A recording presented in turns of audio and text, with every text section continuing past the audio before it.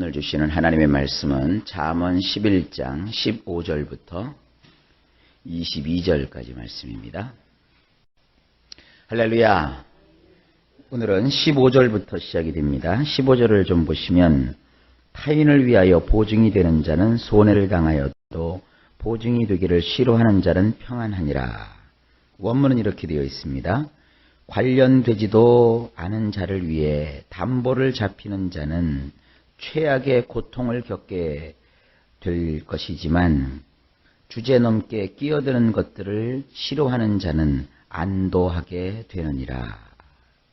자, 우리 성경을 보게 되면 보증 서지 말라 이런 교훈이 돼요. 그런데 원래 원문을 보게 되면 보증 서지 말라 그게 아니라 관련되어 있지 않은 자, 나와 아무런 상관도 없는 자, 또 내가 책임질 필요도 없는 자에게 내가 무슨 담보를 제공한다. 이것은 결국 우리 인생 속에 아주 그 악한 고통을 겪게 한다. 이렇게 되어 있어요. 그러니까 이건 어떤 해석이 가능합니까? 우리 인생을 살면서 담보를 제공한다든지 보증을 서는 일이 없을 수는 없어요. 근데 이걸 그냥 여러분들이 딱 잘라서 난 보증 같은 거 안 서. 그러면 나중에 내가 아쉬울 때는 어떡하겠어요? 그러니까 내가 아쉬울 때는 왜 사람들이 사랑이 없느냐? 왜 나에게 보증도 안 서주고 담보도 제공 안 해주느냐? 이러고 내가 좀 풍부하고 내가 넘칠 때는 성경에 보증 쓰지 말라고 했으니까 난 보증 안 서. 이건 굉장히 파렴치한 인생을 살아가는 것입니다. 성경은 뭐냐 하면 너의 그 책임의 한도 안에서는 보증을 쓸 수도 있겠지만 혹은 담보를 제공해 줄 수도 있겠지만 네가 책임질 그런 이유도 없고 또 너하고 그렇게 특별히 가깝지도 않은 사이인데 네가 그냥 담보를 제공한다든지 보증을 서게 되면 결국 너에게 돌아오는 건 뭐냐? 최악의 고통이라는 겁니다. 내가 써보지도 못하고 내 것을 빼앗기게 되고 내가 책임지지도 말아야 될 또 책임지지 않아도 될 그 일에 담보를 제공한 이유 하나 때문에 내가 그걸 책임을 져야 되는 그런 데서 오는 고통을 네가 받게 될 것이다. 그러니까 굉장히 엄한 명령이기보다는 사리 분별을 해서 네가 보증을 서는 일에 주의하라 이런 교훈이 됩니다. 그리고 주제넘게 끼어드는 것들을 싫어하는 자는 안도하게 되느니라. 끼지도 말아야 될 것에 자꾸 이렇게 끼는 사람들이 있잖아요. 그런 거 싫어하면 너가 인생을 살아가는데 안도하게 될 것이다. 편안하고 안전하게 거하게 될 것이다. 이 15절 말씀은 사실은 보증에 관한 말씀이기보다는 인간 관계에 있어서의 지혜입니다. 왜 직장 생활을 할 때도 인후보정이라는 것도 세우잖아요. 저는 이 구절을 근거해서 인후보정도 안 쓰는 사람을 제가 봤어요. 그렇게 되면 인생 혼자 살아야 됩니다. 이것은 성경이 보증 같은 거 일치하지 말아라. 그게 아니라 책임질 수 있는 범위를 분명히 정해라. 그것을 넘어서서는 절대로 안 된다. 왜냐하면 그로 인하여 너의 인생에 고통이 찾아올 것이기 때문이다. 그러니까 이 일에 있어서 너희가 지혜를 가져라. 그런 말씀입니다. 16절입니다. 유덕한 여자는 존영을 얻고 근면한 남자는 재물을 얻느니라. 이건 원문에 보면 굉장히 다르게 되어 있어요. 한번 들어보세요. 은혜를 베푸는 여인은 존귀히 여김을 확실히 받고 과격할 정도로 저돌적인 남자들은 부를 거머쥐게 되느니라. 굉장히 다르죠? 그 앞부분에 유독한 여자, 이건 여러분들이 이해가 되실 거예요.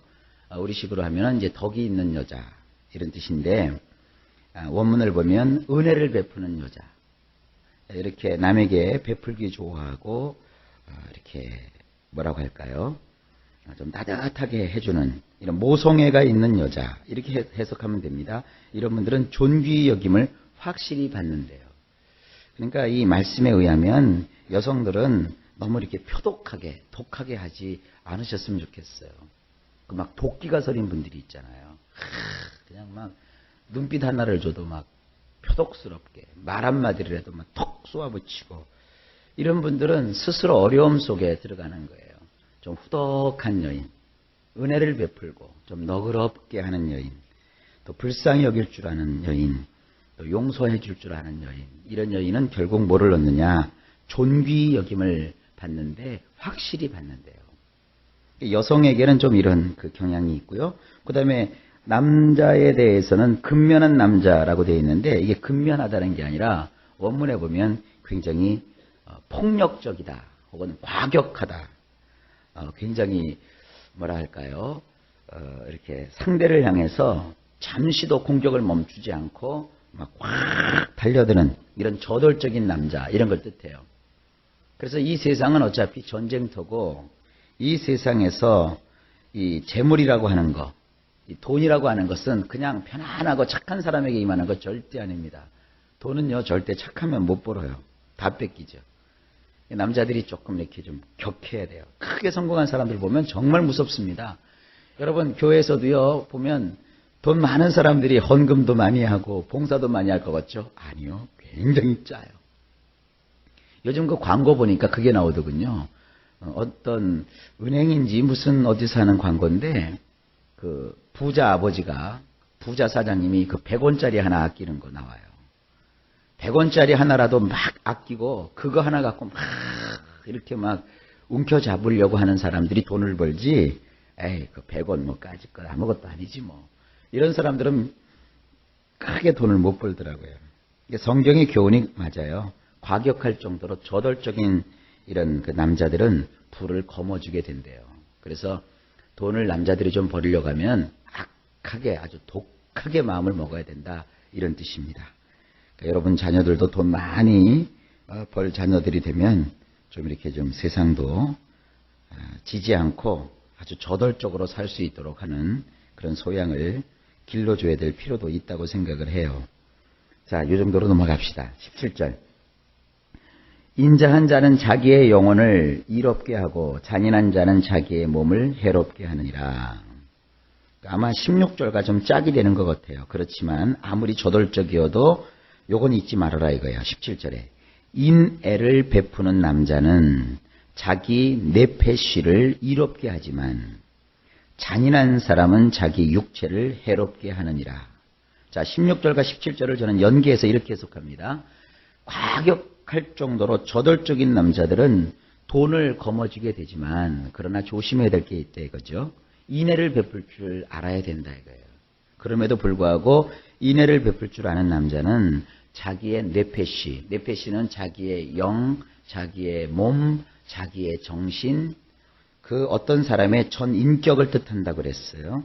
자기의 그 전 인격에 이로움이 있어요. 하지만 저돌적이면서 아주 잔인한 사람 있죠. 스크루지 영감 같은 사람, 피도 눈물도 없는 이런 사람이 되면 결국은 자기 육체를 해롭게 한다는 거예요.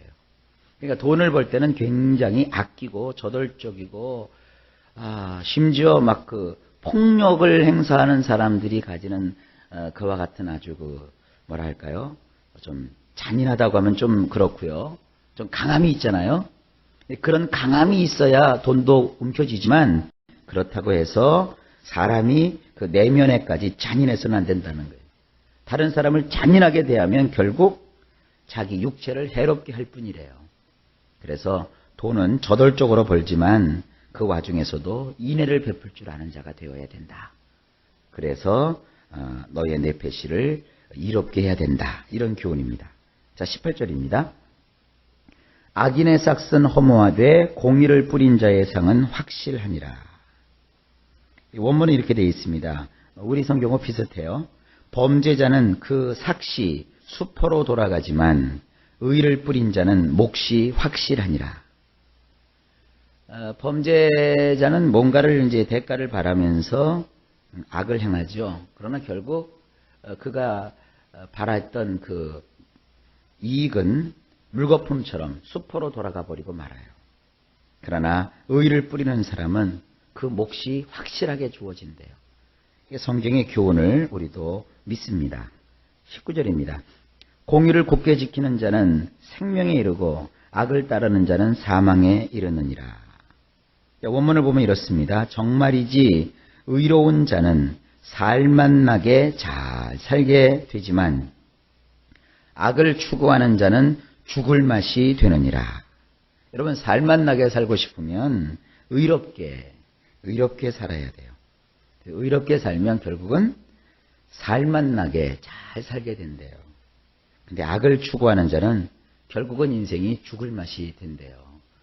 이렇게 보면 뭐 한을 품고 사는 사람, 그리고 그냥 원수 갚으려고 살아가는 사람, 그 인생이 얼마나 죽을 맛이 되겠어요. 그러나 의를 행하는 자, 이 의라고 하는 것은 뭐 옳은 것만 고집하는 그런 삶은 아닙니다. 의라고 하는 것은 항상 그 선을 추구하는 거예요. 여기 보면 용서도 하고 이해도 하고 그리고 마음을 너그럽게 가지는 것도 다 이 의의 요소입니다. 여러분, 우리 세상을 의롭게 선하게 살아가게 되면 결국 살만 나는 인생을 살게 될 것입니다. 마음의 그 분이나 억울한 거 그거 다 하나님께 맡기시고 풀어버리세요. 그리고 의를 추구하고 선을 추구하세요. 결국은 잘 살게 될 겁니다. 성경의 교훈입니다. 자, 20절입니다. 마음이 굽은 자는 여호와께 미움을 받아도 행위가 온전한 자는 그의 기뻐하심을 받느니라. 원문이 이렇게 되어 있어요. 여호와께서 지긋지긋하게 여기시는 자는 마음의 성미가 비꼬인 자이니라. 그분이 기뻐하는 자는 그 생활 방식이 건강한 자이니라. 인간도 마찬가지죠. 마음이 베베 꼬인 사람 참 대하기 힘들어요. 그죠? 뭐 이렇게 얘기하면 저렇게 삐지고 또 저렇게 얘기하면 이렇게 삐지고 그런 사람들 대할 때는 그냥 가만히 있는 수밖에 없어요. 뭐 이렇게 해도 뭐라고 하고 저렇게 해도 뭐라고 하고 참 그런 사람들 여러분들 대할 때 얼마나 참 힘들어요. 하나님도 역시 마찬가지세요. 하나님은 이런 사람들을 지긋지긋하게 여기신대요. 혐오스럽게 여기신대요. 그러나 주님이 기뻐하시는 사람은 누구냐? 생활 방식이 건강한 사람이 있잖아요. 이렇게 교회에서도 청년들을 보게 되면 이 생활 방식이 건강한 아이들 보면 아주 유쾌해요. 뭐 이렇게 시켜도 목사님 알았습니다. 내가 한번 기꺼이 최선을 다해 볼게요. 내가 이건 조금 안 해본 일인데요. 겁은 나도 목사님께서 이렇게 해보라고 하니까 내가 한번 기꺼이 한번 해보겠습니다. 그리고 일이 끝나면 제가 바로 보고 드리죠. 시원해요. 그런 사람들이 이렇게 일 맡고 나면 일이 척척척척 진행이 돼요. 어떤 사람은 이것 좀 해볼 수 있냐? 그러면 싫어요. 안 되는데요. 못 하는데요. 그럼 제가 뭐라 그래요? 관둬라.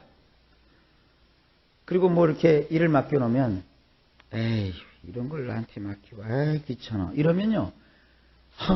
맡기는 저도 굉장히 뭐라고 할까요? 마음이 좀 안 좋아요.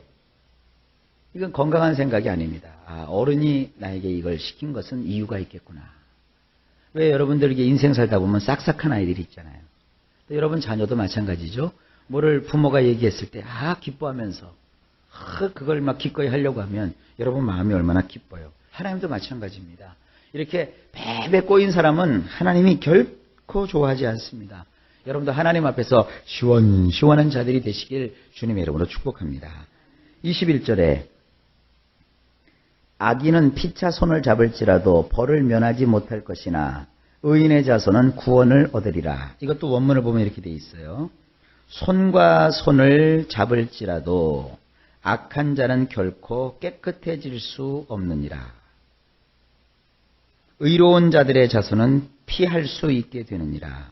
이게 무슨 얘기냐면 악한 사람이요. 손과 손을 맞잡았다는 건 서로 협의했다는 거예요. 야, 우리 못 본 거야 서로. 뭐 해놓고 나서 서로가 우리 못 본 거야. 우리끼리만 알고 다른 사람한테 알리면 안 되는 거야. 그러면서 손에 손을 맞잡았어요. 그래서 뭔가 감추어요. 그렇다고 해서 깨끗해질 수 있는 게 아니라는 거예요. 다 드러나게 돼 있어요. 악은 절대 여러분들 도모하시면 안 됩니다. 악은 하나님 앞에서 회개하고 우리가 하나님께 용서를 받아야 될 것이지 악을 서로 사람끼리 눈을 마주치면서 우리끼리만 알자. 절대 깨끗해질 수 없어요. 반면에 의로운 자들의 자손은 피할 수 있게 되느니라. 의롭게 살면 그 자손에게 있어서도 하나님께서 이렇게 피할 수 있게 길을 인도해 주시는 거예요. 그러니까 우리가 지혜롭다면 의롭게 살아갈 이유가 있는 거예요. 마지막으로 22절. 아름다운 여인이 삼가지 아니하는 것은 마치 돼지코의 금고리 같으니라. 원문도 똑같아요. 아름다운 여인이 판단을 제대로 하지 못하는 것은 마치 돼지코의 금고리 같으니라. 생긴 건 참 아름답게 생기고 아주 예쁘게 생겼는데 하는 짓을 보면 아주 이상한 여자들이 있죠. 그냥 겉보기에는 굉장히 이렇게 괜찮은 스타일인데 이렇게 뭘 판단하고 그러는 거 보면 막 어리석고 미련하고 막 이러는 거 있죠. 그런 걸 뜻하는 겁니다. 이건 뭐냐면 돼지코에다가 금고리를 이렇게 달아줬어요. 옛날 사람들은 이 장식을 해도 그 코에다가 코걸이를 했어요. 돼지코에다가 이렇게 금고리 걸어놨으니까 그 얼마나 볼상사나워요. 그러니까 겉만 아름답고 화려하지 실제로는 판단 하나 제대로 하지 못하면 돼지코에 금고리 같다는 거예요. 요즘 젊은 분들이 이런 경우가 많습니다. 그냥 성형만 하면 되는 줄 알아요.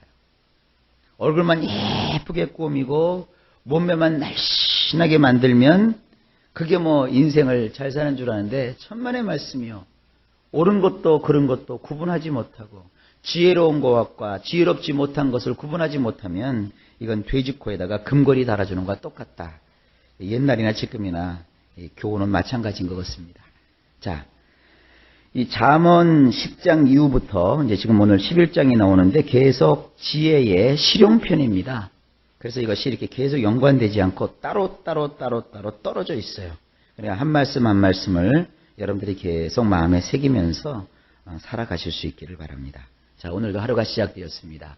일마다 때마다 하나님께서 함께해 주셔서 여러분이 하는 모든 일이 형통하게 되시기를 예수님의 이름으로 간절히 축복합니다.